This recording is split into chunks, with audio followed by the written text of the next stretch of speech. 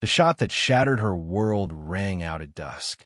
Emily Carter discovered her father slumped against the fence post on their dusty ranch outside Austin, Texas, his blood soaking into the parched earth like spilled whiskey. Victor Slade had pumped 3 bullets into his chest and vanished with a herd of prized longhorns, as if Henry Carter's life was worth less than a bad hand at poker. She was 20, with a fierce beauty honed by the harsh Texas sun-blonde hair that gleamed like wheat fields, eyes sharp as a hawk's, and a figure that turned heads in town but hid a spine of steel. The sheriff shrugged it off as frontier justice gone wrong, refusing to chase Slade into New Mexico territory. Her brothers begged her to stay home and grieve like a proper lady. But Emily had never been one to bow to expectations. What happens when a woman grabs the reins of her own fate in a man's brutal world? And if that hooks you, stick around, things are about to get wild.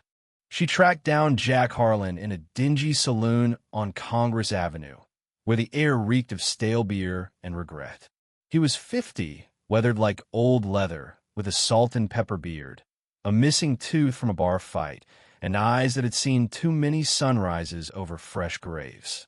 As a former U.S. Marshal, he'd gunned down 18 outlaws in his prime, earning whispers of being a devil with a badge.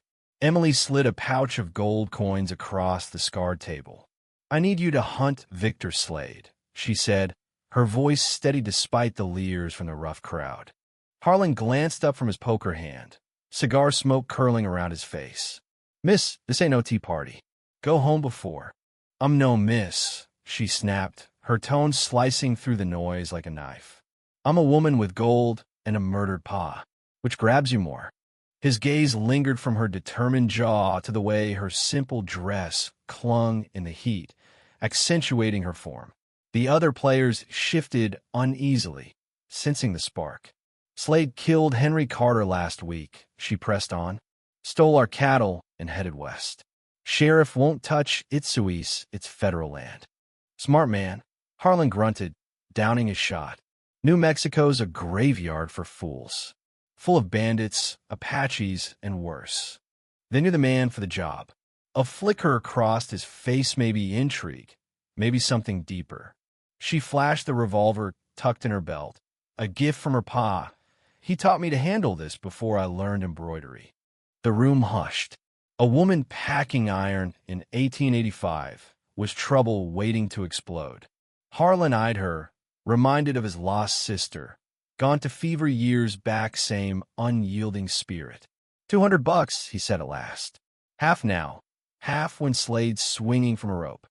150, and we take him alive for trial." He grinned, teeth stained from tobacco. "Deal, lady, but you follow my lead." As she counted the coins, neither noticed the figure slipping out the door. News spread like wildfire in border towns. By dawn, Slade would know hunters were on his trail. They set out at sunrise, crossing the Colorado River on a rickety ferry, the water churning below like unspoken doubts. Emily swapped her dress for trousers and a shirt that hugged her curves, practical for the ride, but drawing Harlan's reluctant glances. New Mexico territory stretched ahead, vast deserts dotted with mesas, canyons hiding secrets, and skies that promised storms. They camped by a dry wash that night, stars blanketing the sky like scattered diamonds. Emily watched Harlan tend the horses with unexpected care, his rough hands gentle on their hides. "You ever have kin?" she asked, poking the fire. "Wife and boy," he muttered, not meeting her eyes. "Lost them to cholera back in '72. Her heart twisted. Pa always said the worst part of loss is the echo it leaves. Wise words. He looked up, the firelight softening his scars. Her presence stirred something long buried, her scent of sage and determination making the night feel alive. She was young, vibrant, everything he wasn't. Wanting her felt like betrayal, yet inevitable. Sleep evaded him. Her steady breathing was a torment. This slip of a woman had burrowed into his thoughts, deeper than any bullet. For days in, they stumbled on carnage. 3 ranch hands gutted and left for vultures near an oasis, their mounts and rifles gone. Navajo raiders? Emily whispered, fighting nausea. Harlan knelt by the tracks. Nope. Boot prints, not moccasins. Slade's crew, marking territory. A shot cracked from the ridge, grazing Harlan's hat. He yanked her behind a boulder as lead rained down. Their bodies pressed close her softness against his solid frame, breath mingling in the chaos. Adrenaline surged. He could feel her pulse racing, smell her fear mixed with that intoxicating warmth. Stay down, he growled, firing back blindly. How many? She hissed, drawing her gun with steady hands. 4 at least. She squeezed off a round, the recoil jolting her. In that moment, he saw her not as fragile, but as an equal fierce, unbreakable. But with death closing in, equality might not save them.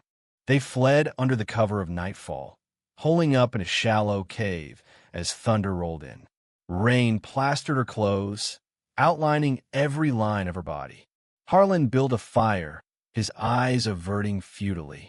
You're freezing, he said, draping his coat over her. Thanks. She huddled close, their thighs brushing. The storm raged outside, but inside, tension crackled.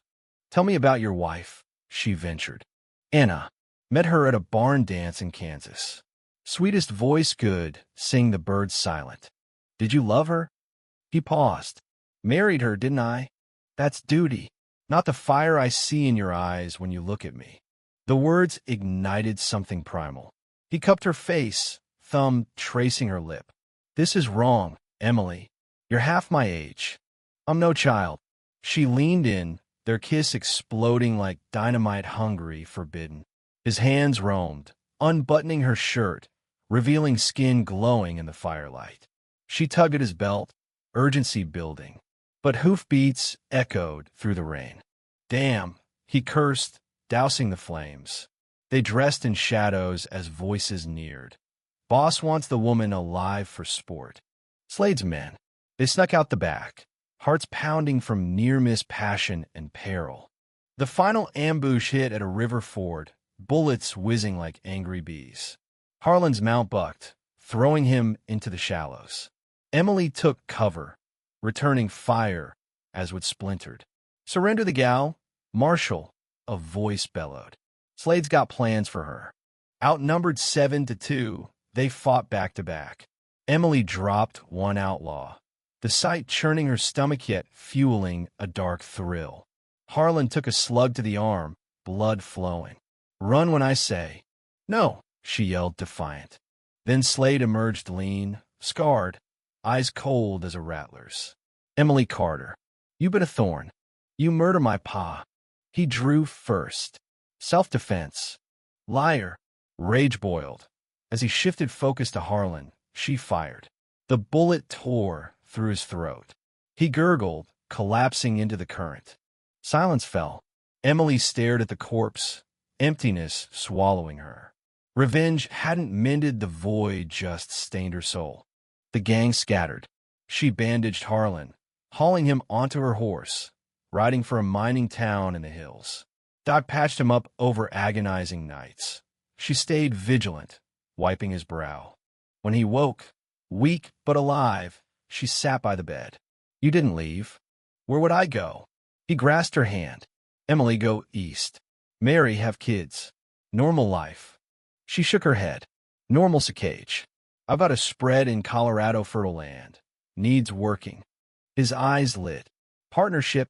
She smiled, leaning in for a tender kiss. More than that. They rode out together, building a life from ashes, ranching, loving fiercely. Loss had scarred them, but together they forged redemption. Justice wasn't clean, but it led home.